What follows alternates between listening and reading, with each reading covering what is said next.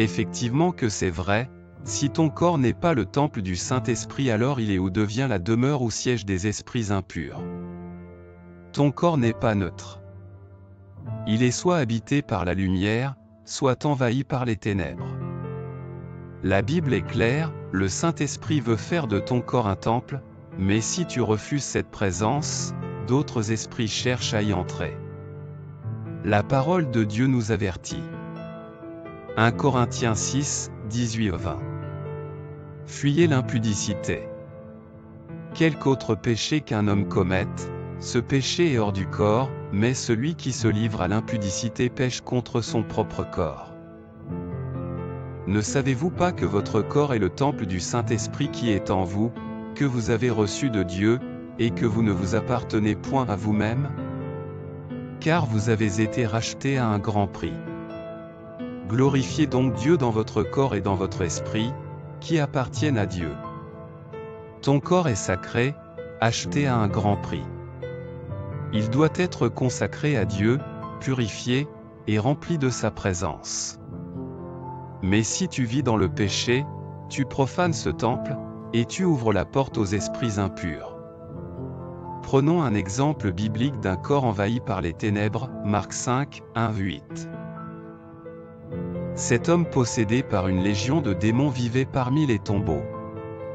Il n'avait aucun contrôle sur lui-même. Son corps était devenu une maison de tourment.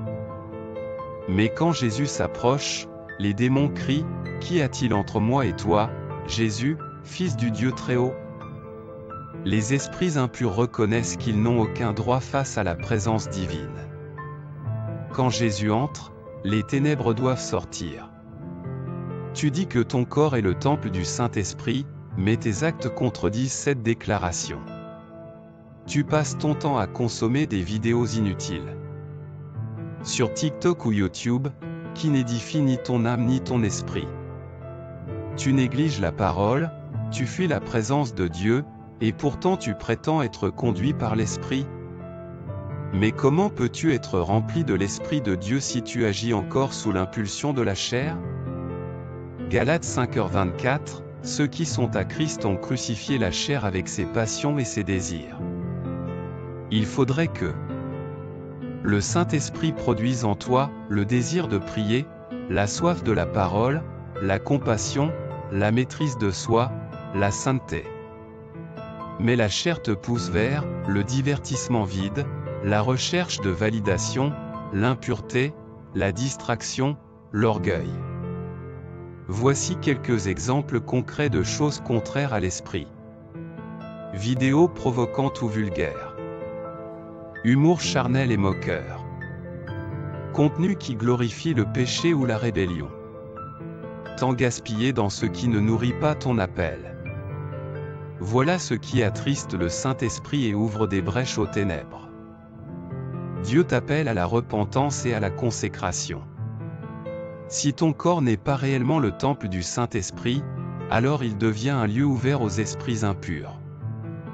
1 Corinthiens 6:19, ne savez-vous pas que votre corps est le temple du Saint-Esprit? Tu ne peux pas dire que Dieu habite en toi tout en nourrissant ce qui l'attriste.